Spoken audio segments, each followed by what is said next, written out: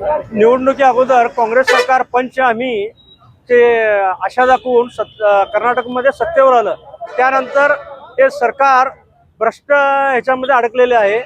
आता पंचमीमधलं एक सांगायचं झालं तर तुम्हाला महिलांना जे 2100 रुपये महिन्याला द्यायचं होतं, आज 4 महिने झाले एकही पैसा महिलांच्या खात्यावर जमा नाही आहे।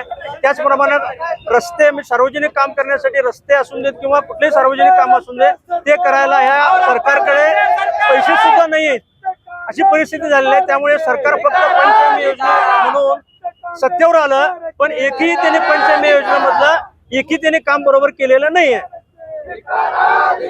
रेशन कार्ड बंद केले म्हटल्यानंतर द्यायलाच पाहिजे। खरोखर सांगायचं झालं तर गरीब लोकांना जर तुम्ही सर्वे जर केला, खरोखर जे गरीब लोक आहेत त्यांना रेशन जर कार्डच नाही आहे, कितीला गेले तहसीलदार ऑफिसला फक्त हेलपाटे घालून पापते, म्हणजे एवढी वाईट परिस्थिती आहे। फक्त द्यायचं नाहीये, फक्त आजचं उद्या करायचं आणि वेळ मारून जायचं काम चाललंय सरकार। काय करणार आहे या संदर्भात आम्ही आता परत जिल्हाधिकाऱ्यांना परत आता निवेदन द्यायला लागलोय।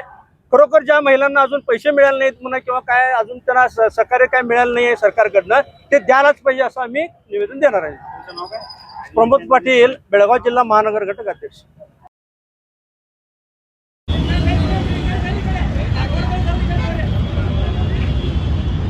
Thank you.